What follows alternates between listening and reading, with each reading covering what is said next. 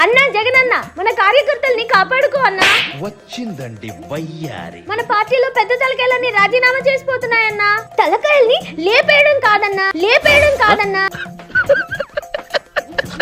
ఆ పెద్ద తలకాయల్ని కాపాడన్నా. నేను ఓదార్చడానికి ఆ వంకరమూతి దాన్ని పెట్టుకున్నావు.